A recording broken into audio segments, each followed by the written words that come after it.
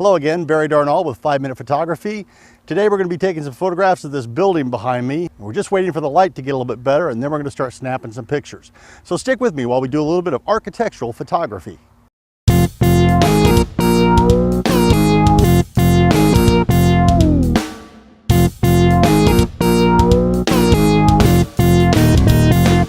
So what I'm looking for right now is a fairly decent spot to get set up. And I want to make sure that I've got the side of the building down here, and I also want to make sure that I've got all of the front. But most importantly, the sign. The company changed their name and they really want to make sure that the sign is visible in the photograph. So that's what I'm really trying to make sure I get. So I think I've got my position set up, and we're just waiting for the sun to get down to pretty much the right point where we need it. And then we're going to start taking a couple of pictures. So one of the things that's really important here is to make sure that we've got the right white balance for the camera. Now, a lot of people would set the auto white balance, but I always suggest that you don't do that. I suggest that you always use daylight balance and then autocorrect in Lightroom or Photoshop, whichever you use. So I'm going to make sure it's set for daylight balance right now. So we're at that point right now where the sun is just starting to come down where we want it to be, and basically the next 15 to 30 minutes is the window that we're looking for to snap the photographs that we're going to use. So I'm going to start taking a few pictures and I'll show you what they look like when we get done.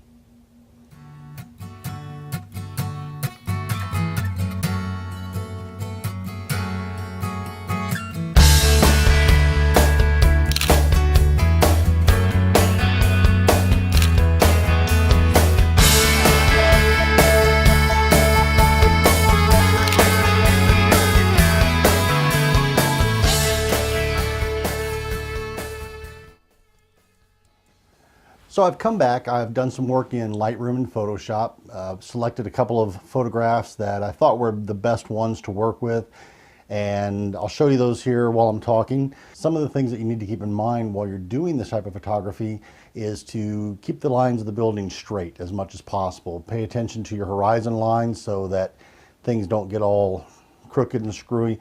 And even though you will probably want to use a wide angle lens, you have to be very aware that you can get some distortion with wide angle lenses, and you'll want to correct that to make sure that the building lines stay straight up and down and doesn't look like something out of a Willy Wonka and the Chocolate Factory.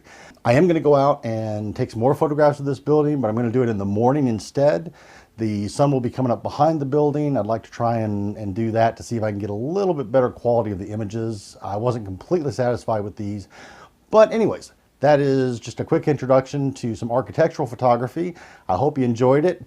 If you like this video and you like what I'm showing, please hit the like and subscribe buttons down below, and also hit the little bell if you'd like to be notified when I post videos in the future. And if you have any suggestions or comments about my videos or videos that you'd like to see in the future, please put something in the comments down below, and I'd love to hear what you've got to say, and I'll get back to those of you who I can. So take care. Catch you guys soon.